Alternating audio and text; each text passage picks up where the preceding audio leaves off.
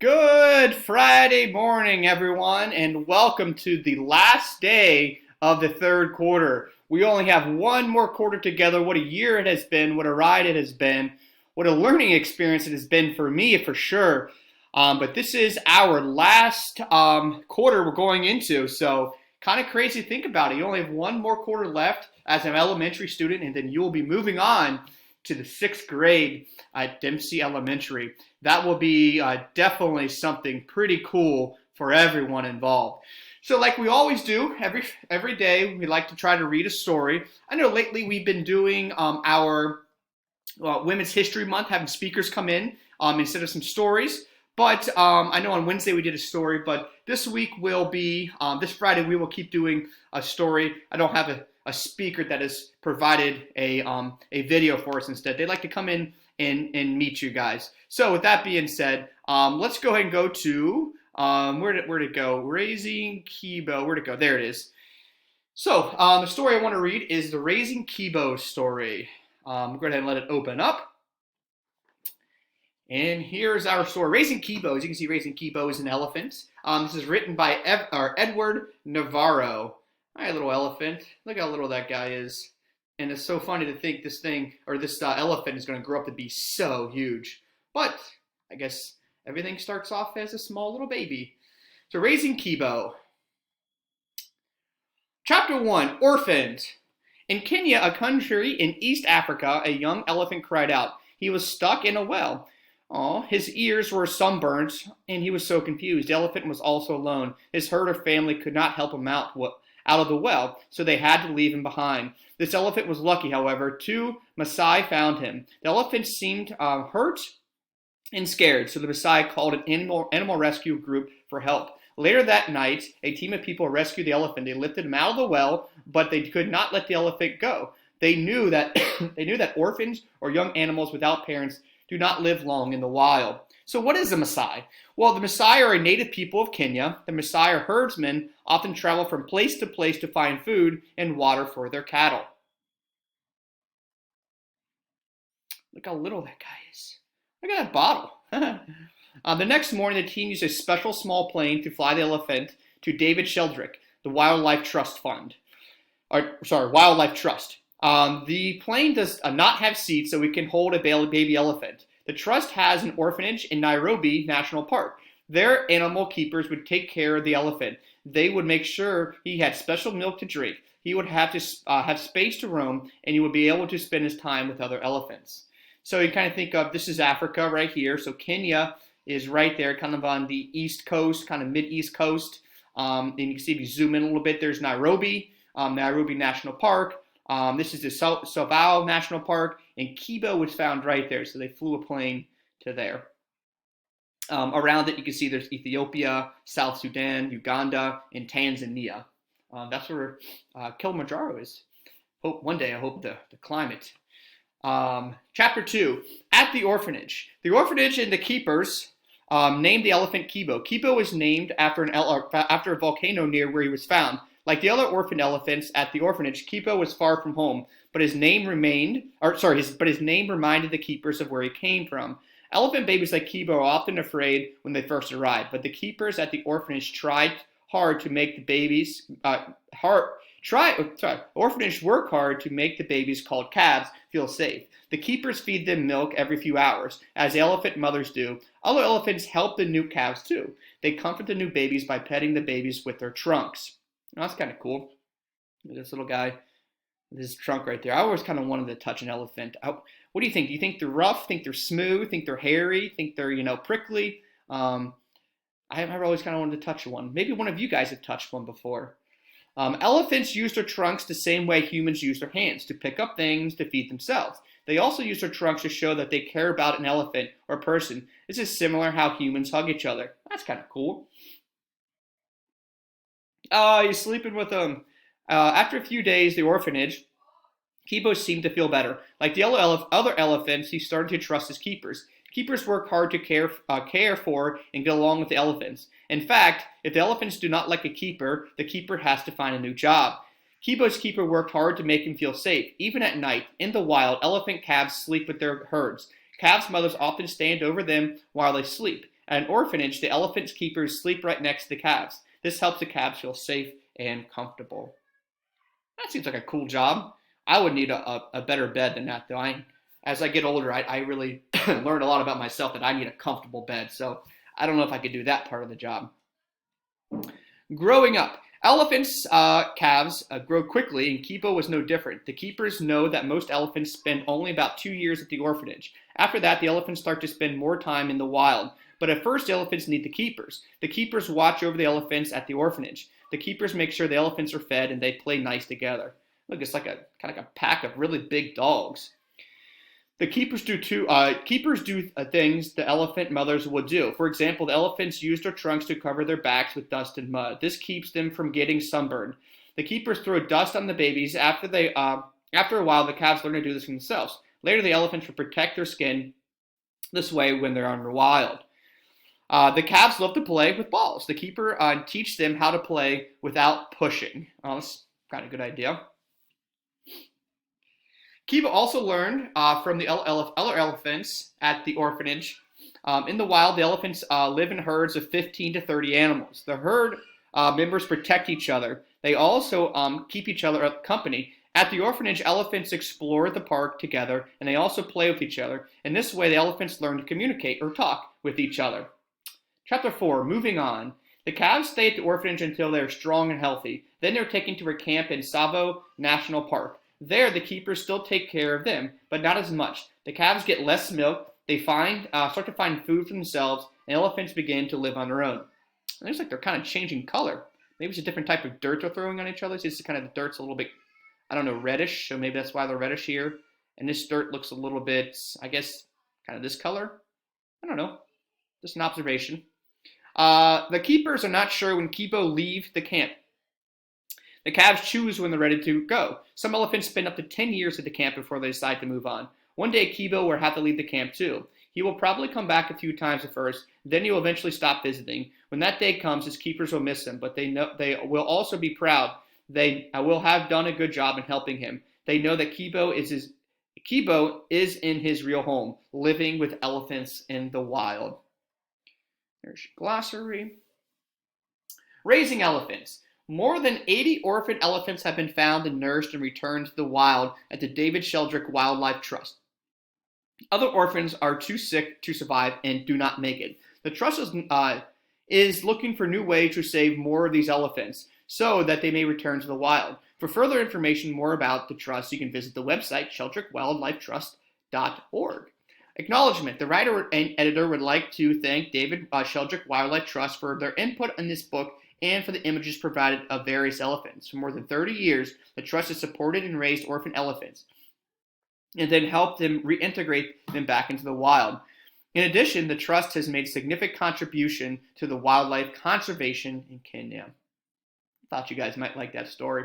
Maybe one of those days you guys can get an elephant as your pet. Alright, so as I mentioned, this is the end of the quarter, so this is the last day. Make sure that you complete any missing work, whether it's science, social studies, language arts, and math. Today is the last day.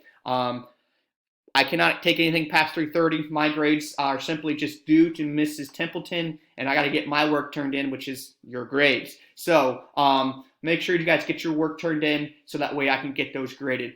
This week, we did Lexia on Wednesday, so make sure you guys got your Lexia minutes in. I think I only did Lexia once this week, which was on Wednesday, so I'm only going to make you have 20 minutes of Lexia. So check your Lexia, make sure you get your Lexia minutes done. You should have 20 minutes this week. Typically we do 40, but with all of our guest speakers we have this week with Dr. Leah, Jahan, we had Chef Blair Arms, we had Abby Win Biscuits Black, plus we had our typical Thursday with Ms. Lecht. We had a lot of guest speakers this week, and we have more guest speakers lined up in the upcoming weeks here, so that's exciting. Scoop Pad, I'm still going to keep it at 50 points. I know earlier in the week that Emma and Kisa were really working hard and had like a couple hundred points. I'm curious to see where they land this week. They're working very hard in it. I know there are other people that work very hard in it as well, so keep up the good work. Now I want to go into one of my favorite things. I'm going to go right here to the bottom actually, which is our mini mystery science. So this is in our discussion board. If you go into Canvas here and you open up Canvas, and then you go into the one that says Online Academy. That's where you will find this discussion. So I'll go ahead and open up the discussion. On Wednesday, you guys had some discussions and posting pictures of outside. You can see some folks have already completed. I know Emma took a video and is able to post it there, so you guys get a chance. You can watch that video. Looking for more of you guys to post it there if you guys were able to kind of take some pictures or video. But for today, you guys have Mini Mystery Science number 21 that is due. So before you watch this, why do you think beavers build dams? Before you watch it, why do beavers consider to build dams? Why do they do that? We know they do it, right? But why do they do it? Now, after you've watched it, what have you learned, or why do beavers actually build their dams? And the last one, what is the coolest bird's nest that in Doug's mystery box? So what you do is you click this link here, and it'll shoot you out to the actual video. Look at that beaver. Oh no! I want to go back. I want to see that beaver. There he is. Look at that beaver. He'd almost be that fun partner to have in your house, except I think he would chew up a lot of things, or she would chew up a lot of things and build some dams there. So why do beavers build dams? And this where it kind of goes, whoa, what a cool video. That must be from a drone. That's got to be drone footage. And then obviously in the mystery box, I love the mystery box. What are the coolest bird's nests in this mystery box that Doug has compiled for you? That'll be your Mini Mystery Science number 21. I'll let you guys watch that one on your own. So now that shoots us back up here. I said you guys need 20 minutes of Lexia, 50 points on ELA Scoop Pad. Let's do the Module 6 exam, which is reading. So I guess open up reading. This is your last reading grade of the quarter, which is also your last module in this first unit here. So you're going to start a whole new module when you come back on Monday. So if we go into Module 6 exam, which would be in Module 6, which is right here. Hi, Module 6. So basically, this is an exam, right? So you got 20 points here. So just take a quick preview of what it would look like. This is everything that we have learned in the entire Module 6. Think about the poetry, the verbs, the stanzas, rhythm. Think about what synonym and antonym mean. Think about how lyrics in a poem are kind of like lyrics in a song. Classical literature that we've been doing. Similes, and we're using like or as, and metaphors, and hyperboles. Think about all that in terms of figurative language. Those are all the things that we have learned in this module number 6. Now, I know I talk about it, but the best way you can find your information for that to get to do well in the test, because I know you want to do well in this test because it's the last one before the end of the quarter, it's this entire module right here. So that means anything with a link. See that link there, that little chain link? You can look there for information, look here for information. You can look there for information. See that chain link there? That's another one. The rockets, you're not going to get information in the rockets. But this chain link here, and that chain link, and that chain link, and this chain link, these are antonyms and synonyms. And this chain link right here, and this chain link, you'll find information, and that chain link, another chain link. Those are all where you're going to find your information for Module 6 exam. You don't have to do the books or anything. That's why it's not highlighted. So Module 6 exam. So that'll be your last grade for the third quarter in reading. So it is a big one. It's 20 points. So hopefully it helps you guys do well. You do have some multiple attempts on it, so make sure if you don't do so well in the first time that you can go back and do better the second time. So now this does take us into science, and this is phytoplankton. So we know that plants make their food through photosynthesis, right? Plants take sunlight in their leaves, and it goes into the leaves, and then it starts a process of photosynthesis where it takes glucose, the sunlight, and CO2, and then it makes it takes in sunlight and CO2, and it makes glucose, And glucose, some of you guys might know that word. Glucose means sugar. And if I were to give all you guys a bunch of sugar, you're going to have a lot of energy. And that's what plants make for themselves for energy is glucose. And then plants release a waste product. Does anybody know what the waste product they release? What they release is oxygen. So they release oxygen as a waste product, something that they don't want. What do we release as a waste product? Carbon dioxide, CO2, and plants breathe in the CO2 and they breathe out oxygen. We breathe in oxygen and out CO2. We call that the carbon cycle. We work together. It's cyclical. We need each other. However, I think we need the plants more than they need us, but nonetheless, that's still there. So how's this all tied into phytoplankton? Well, in the ocean, you can't have big, massive evergreen trees and big, massive deciduous trees. So you need something else in there. Sure, you got seaweed and seagrass and things like that, but phytoplankton, phytoplankton is what makes the energy for for the animals in the water. So it needs to be floating around in the water. It takes the sun energy and it creates food on its own. So if you were to eat it, it'd be very, very valuable if you are a fish. So this is called phytoplankton. This is called the ocean drifter. This is a food chain story. The word plankton is from Greek and it means drifter. Plankton uses the large and small organisms. Plankton are very important to the food web, and animals have different ways of catching and eating them. Keep in mind that one of the rules of the food chains is that they always start with one or more producers or plants. So a producer is basically a plant. It's anything that produces its own energy. However, phytoplanktons aren't really technically plants, so that's why we use the word producer. But here on Earth, on land, all producers are going to be plants. But in the water, producers are phytoplankton, so they produce their own food. Yes, we go out and we get our produce. We go out and we make our food. That's different than being a producer. A producer makes his own food in his body. I can't just say, a Chipotle burrito sounds really good right now, and then I just make it happen and it instantly goes in my belly. No, I have to get up. I have to walk to Chipotle. I have to tell them what I want. They make all the stuff. I pay for it, walk home and eat it. That's not producing the food inside. A plant just says, I am hungry. Oh, look, I'll make food of my own through sunlight and carbon dioxide. That's mean they're producing. So that's how it's different. So anyway, back to phytoplankton. Phytoplankton or producers are tiny drifting microscopic plants. They are, in turn, eaten by tiny animals called zooplankton.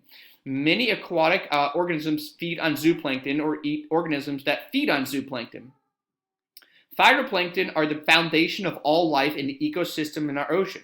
We'll watch this video below to find a little bit more information about it. I like these videos here because it provides visuals rather than just words of me saying it. And I'm a big visual person.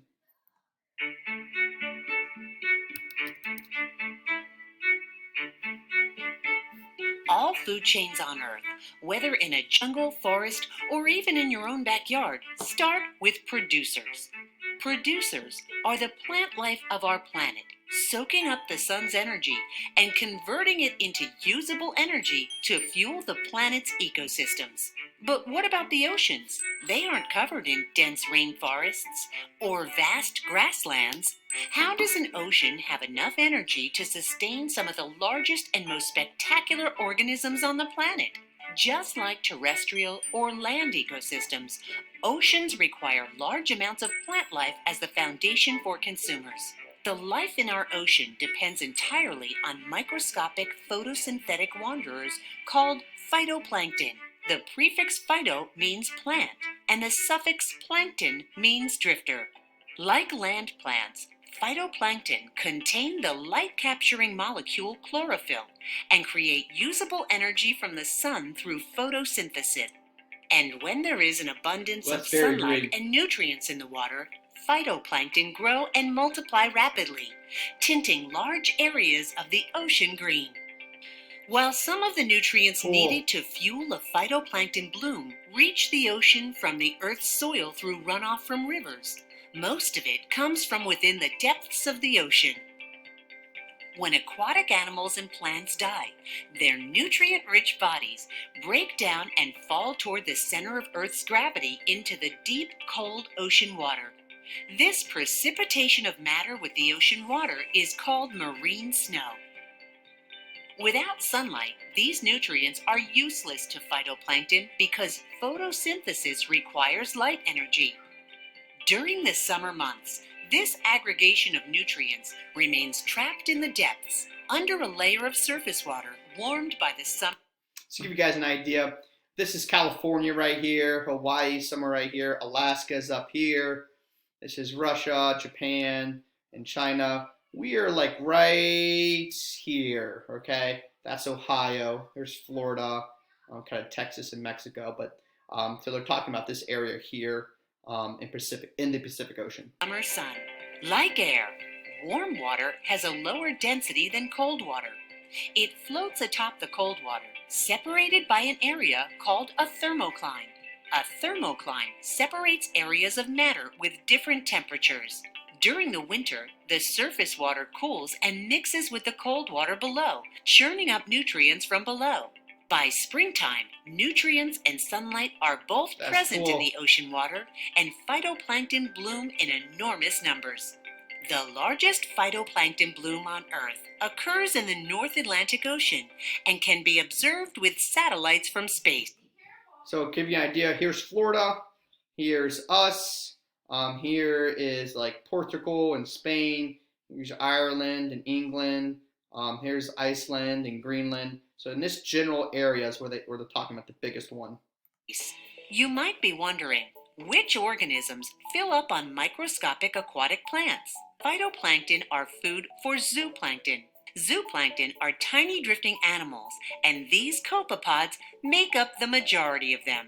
Actually, copepods are one of the most abundant single species of animal on the planet. These tiny crustacean consumers are a major food source for many sea creatures, ranging from fish to whales. Sea animals that don't eat copepods eat other consumers that eat copepods. This shark eats fish that eat copepods. No matter which animal you choose, you can always trace it back to copepods. And what do copepods eat? They eat phytoplankton. Without phytoplankton, there would be no ocean life. Human activity puts phytoplankton at risk because of pollution and climate change. Consider this. Phytoplankton produce 50% of the oxygen that we breathe. Where would we be without phytoplankton? I didn't know that. So 50% of the oxygen we breathe comes from these copepods, these phytoplankton that are living in the ocean. Wow. So if we, raise the temperature out here on Earth, obviously they die. But when they die, they're going to make less oxygen, which is obviously really bad for us. That is cool to think of it that way. So why is the ocean water in the Caribbean Sea so clear? Why do you think it's so clear? Why does it give that cool, clear view? Here's a good one that you can stump your parents on. The water is so clear in the Caribbean Sea because the low numbers of phytoplankton in the Caribbean Sea are to thank for that gorgeous clear water. The reason why the Caribbean Sea is so clear is because they have low numbers of phytoplankton in the Caribbean Sea. However, in the Atlantic Ocean, as you saw, is the most popular place. That water is a little bit darker there because there's a lot of phytoplankton. So there's your little Jeopardy kind of stumping question that you can stump your parents on. So there's your phytoplankton quiz. It is a 4-questioner quiz. All right, so let me double check. Complete any missing work. Lexia 20 minutes. Scoop pad 50 points. AL plankton quiz. Module 6 exam quiz. And we did the mini mystery science 21. We talked about that. So let's go to our afternoon again. Just a reminder, it is the end of the quarter. And I want you to do any missing work you have. In this case, I was specifically talking about math and social studies, but obviously science and language arts is important as well. The brain pop for today, our Women's kind of History Month brain pop for today, is somebody that is very That isn't when she became famous for what took place. She wasn't much older than you guys. Her first name is Malala. A lot of people just say Malala like a one word, and we all know who that person is. But her name is Malala Yousafzai. Um, and I'm gonna let Tim and Moby kind of give you a little bit more information about Malala. I spelled it wrong. Malala. There it is. I forgot the extra L. Malala. And there she is. So let's go ahead and we are disconnect here. So, what does it take to become the youngest recipient of the Nobel Peace Prize? Well, you can ask Malala Yousafzai in this right here. So remember, Nobel Peace Prize is like the highest honor for any civilian that you can possibly get. And she was the youngest person ever to get it. You are my best friend. You're my best friend. You are my... When we're together, so...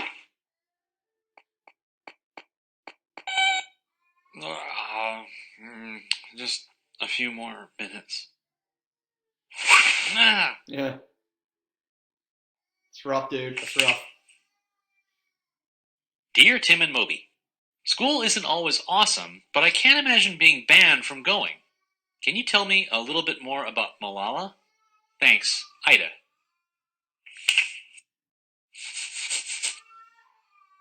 Malala Yousafzai is a renowned human rights activist. She works to improve conditions for women and children around the world. She's given voice to millions of kids struggling against poverty and mistreatment. Her fight to improve educational opportunities earned her the 2014 Nobel Peace Prize. Yeah, Malala is the youngest Nobel laureate ever. At 17, she received the same honor as Nelson Mandela, Mother Teresa, and the Dalai Lama, all people who made the world more just and humane. From an early age, Malala shared her father's love of learning. The two often stayed up late discussing books and politics. Zahuddin operated schools across Pakistan's Swat Valley. The area was plagued by unrest spilling over from Afghanistan. For decades, different factions struggled for control of Afghanistan. In the 1990s, a radical group called the Taliban seized power. They're religious fundamentalists with a super strict, warped view of Islam. They even supported the terrorists responsible for the 9/11 attacks. The American military response destabilized the region even more. The mid-2000s were a pretty scary time for Malala's family. Armed conflict spilled over the border into Pakistan. The Taliban tried to ban television and music in the Swat Valley. They also barred girls from attending school. Anyone who spoke out against them could be kidnapped, tortured, and killed. Zahuddin and Malala refused to let the Taliban define Islam and devalue education. So they worked with the BBC to launch a blog in 2009. Just 11 years old, Malala wrote about the harsh restrictions faced under Taliban rule and shared fears that schools would be shut down or destroyed. To protect her identity, she used a pseudonym, a fake name. Well, the Taliban was fighting to retain control of the area. They launched attacks near Malala's hometown, forcing more than 1 million people to flee. Malala was sent to live with relatives in the countryside. Meanwhile, Zahuddin traveled to the region's capital, where he openly criticized the Taliban. His bravery inspired Malala to speak out about educational rights. She was the focus of a New York Times documentary about Taliban intolerance. She also did interviews with TV shows and newspapers. World leaders began to take notice. Schools for girls and women were named in Malala's honor. She was awarded the International Children's Peace Prize. In Pakistan, she received the country's first National Youth Peace Award. More and more people were paying attention to Malala, including the Taliban. Fearing her growing influence, they set out to assassinate her. Actually, Moby, they almost succeeded. In October 2012, gunmen ambushed her school bus and left her seriously wounded. Malala lay in a coma for weeks. There was a global outcry. Leaders denounced the shooting and praised Malala's courage. Numerous countries offered her free medical aid. So her family moved to England. The following year, Malala returned to school and has been earning A's ever since. Actually, the shooting only increased her resolve. On her 16th birthday, she spoke at the United Nations. She called on governments to guarantee schooling for all kids and to stop the violence women face just for trying to work and learn. Winning the Nobel Prize the next year gave her a huge boost. Her organization, the Malala Fund, helps children in poverty around the world. They've built schools in war-torn areas of the Middle East and fought for the safe return of African girls kidnapped by terrorists. There's lots you can do to help. You can sign her online petition to provide free schooling for all girls. You can raise awareness by writing to your local paper. And if you're on social media, you can always do this.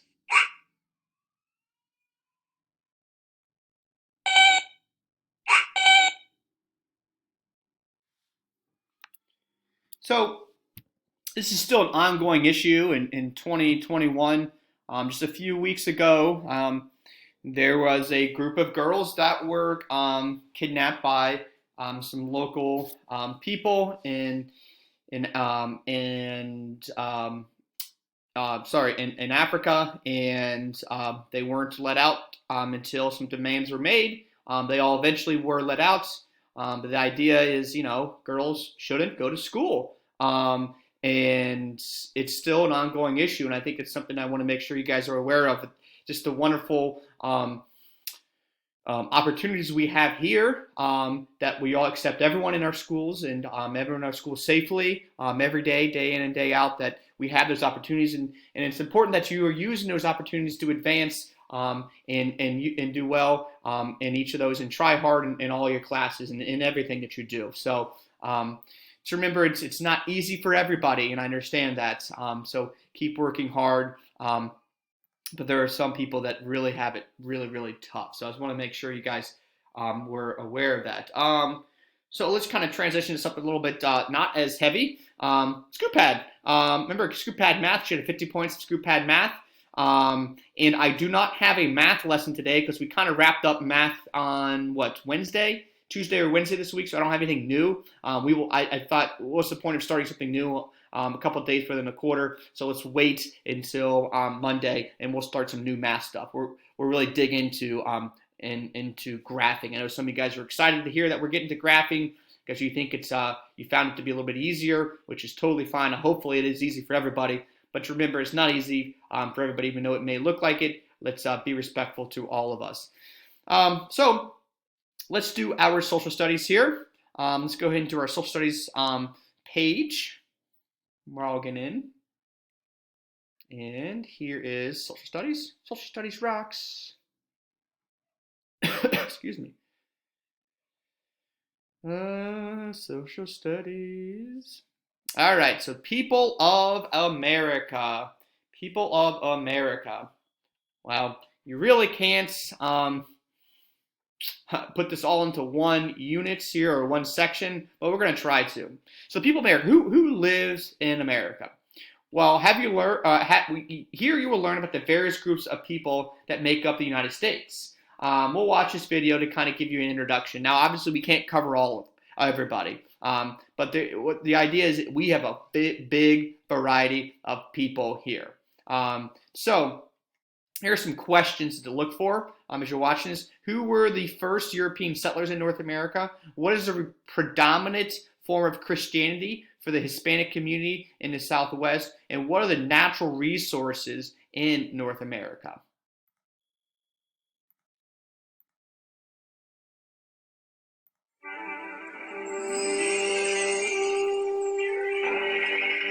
We will not watch all of this.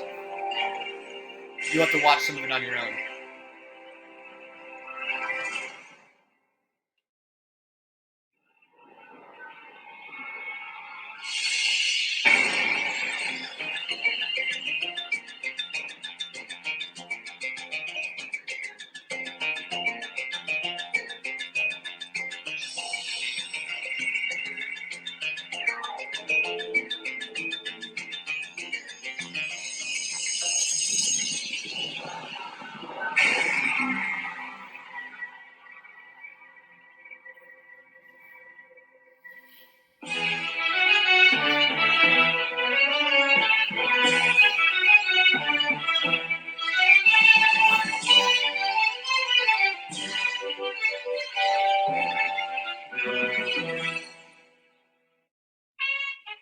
countries of the United States and Canada occupy most of the North American continent. The United States is the world's fourth largest country in size. Its 270 million people make it one of the most populous countries in the world. Canada is the second largest country in the world after Russia, but it has a relatively small population of about 31 million people. Nearly 80% of the people in Canada live within 320 kilometers of the border with the United States. For the most part, this is because the southern part of Canada has a milder climate and better soils than areas further north. Although the United States and Canada differ greatly in the size of their populations, their people are similar in many respects. English is the principal language of both countries, although French is the official language of the Canadian province of Quebec, and Spanish is widely spoken in parts of the United States. The basis for the laws and court systems of most U.S. states and Canadian provinces goes back to English common law that developed in England. Both countries are democracies, which means that the people have a voice in the way they are governed. Most Americans and Canadians are well educated and enjoy a high standard of living.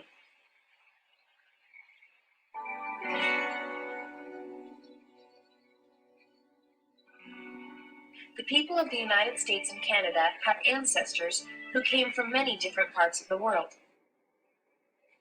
Native Americans are descended from people that arrived from Asia many thousands of years ago. More recent immigrants came from all of the world's inhabited continents. The first Americans probably migrated from Asia across the Bering Land Bridge during the last ice age. The first European settlers in North America were Vikings from Iceland and Greenland, who established a colony in Newfoundland in about 1000 AD. This short-lived colony had little or no impact on future developments in America. About 500 years later, Europeans came to stay when Spanish colonists arrived in the Caribbean. The first Spanish towns were built in the Caribbean islands in the late 15th century. At that time, native North Americans included people who spoke many different languages and had different lifestyles. Native Americans who lived in the eastern and southwestern United States were farmers. They grew maize, which we call corn. They also grew pumpkins, beans, and other plants that had first been cultivated in Mexico thousands of years earlier. People in the Pacific Northwest fished for salmon, hunted game, and harvested wild plants such as the roots of camas plants. This was a region of great natural abundance where hunters and gatherers had enough leisure time to develop distinctive art styles. People who lived in Arctic and subarctic regions also made a living from hunting and gathering. So did Indian groups who lived in deserts in the Southwest and on the Great Plains. As Spanish settlers moved northward from central Mexico, they brought their livestock, including their horses. Some of the horses began to roam wild on the North American grasslands. The Plains Indians soon learned to capture and ride these horses. They developed a distinctive nomadic culture based on using horses to hunt the huge herds of buffalo that lived in the grasslands. Meanwhile, Native American lifestyles in eastern North America had changed greatly as more Europeans arrived and settled down. Beginning in the early 1600s, British colonies were established along North America's eastern seaboard. French colonies were founded in Canada and in Louisiana near the mouth of the Mississippi River. Relationships between the Native Americans and the European settlers were friendly at first, but soon turned hostile as the number of settlers increased and they took over lands previously used by the Native Americans. Settlers in the region that eventually became the first 13 states of the United States mostly came from England and other parts of the British Isles. They brought with them the English language, British laws, architectural styles, and Christian beliefs. Even with this common background, lifestyle differences soon developed in different regions. Colonists who settled in New England wanted to practice their ideas of Protestant Christianity without government interference. Much of the land in New England was poorly suited for farming, so many New Englanders turned to the sea for a livelihood. In the South, the warm climate made it possible to grow cash crops, such as rice and tobacco, that were exported to Britain. Their economy developed around the plantations, and slaves were imported from Africa to provide labor needed in the fields. In the early 17th century, the Dutch outpost of New Amsterdam had been established on Manhattan Island. New Amsterdam was turned over to the English in 1667 and became New York. However, Dutch settlers remained along the eastern seaboard, as can be seen today in towns such as New Falls, New York. Toward the west, valleys in the Appalachian Mountains attracted frontier farmers. Many of these pioneers had a Scotch-Irish background. Other Scots served in the British Army during several 18th century wars with the French over the control of North America. After the French and Indian War, the victorious British took control of Canada, although many Canadians in the maritime provinces and Quebec were, and still are, of French descent. Colonists who came from Germanic and Scandinavian lands built houses and barns made out of logs. These types of structures soon appeared all along the forest. And that's kind of where we'll end there on that. You guys can continue to pick up and watch that. We're about an 8-minute mark. But I want to get to these questions here. Who were the first European settlers to North America? Well, the European settlers were Vikings, right? They were Vikings from Iceland and Greenland. And then 500 years later, then we get the Columbus coming over. I gave that away. What was the predominant religion of Christianity in the Hispanic community? Catholicism, Catholic Church. And then what are the natural resources in North America? We got good soil, plenty of water, the rich mineral and deposits, and good farmland, especially in the Midwest. Some culture. Language, art, food, music, dress, and religion all make up culture. The United States is a land of many people who are alike in many ways and different in other ways. Although the colonists from Europe were not the first to arrive in North America, they had a great influence on the establishment of cultures that would spread throughout the country. These colonists brought their customs and cultures with them. The native tribes, who were here before the colonists also had their own diverse cultures. Today, we still have many people from different cultures coming to the United States. Maintaining culture. People from similar backgrounds might choose to live near each other. In San Francisco, California, there is a place called Chinatown, where many people from China have maintained their culture and custom. Many large cities like this in America have developed where people from similar ethnic and culture backgrounds live together. So I live in Bexley. In Bexley and surrounding areas, also known as kind of Eastmoor area. The big ethnic background here is Jewish. We have 4 synagogues. So obviously, if you are when it's the Sabbath on Saturday, when they go to what they call shul, they have to walk. If you're a Jewish person, you have to walk, and all year long you're supposed to walk to shul. And so if you lived, far away, say in Delaware, that'd be a long walk. So in this area, we have a very large population of Jewish people, just like Chinatown and San Francisco, and they maintain many of the same cultural things here. There are literally hundreds of cultures you can learn about that live in the United States. Although you may not be able to learn about all of them, it's important for you to learn some about some. Think about cultures. Culture interests you. Learning about other cultures will help you appreciate where people come from and be a friend of many types of people. And that's kind of where traveling comes in. I know Aurora went on a pretty cool trip out west. She got to learn a bit more about cultures and meet new people. They kind of think differently, have different customs and religions and backgrounds. And it's important to meet people to be able to do that because you can be friends with all different types of people. And some of us will you get a chance to kind of fly to other countries, other continents. Maybe sometime you'll go to Europe or go to Africa or you go to Asia. You can meet different people and respect and understand everybody from all their different diverse backgrounds. And so this comes into the People of America quiz. And I believe that kind of wraps things up. This won't be as long because we cut off the math lesson. So recap, today you need to make sure you get 50 points scoop pad, that you get any missing work done. That is super paramount. The biggest thing, get your missing work done. You owe me the Mini Mystery Science number 21 discussion board post. You owe me Module 6 exam. You owe me the phytoplankton quiz. And you guys owe me the Peoples of America quiz, okay? And missing work, please get your missing work in. Let me know if you want to meet. I will be available all day long for you guys to meet and help you get any missing work or any assignment really to help you get that in, because I want you guys to get the best grade possible.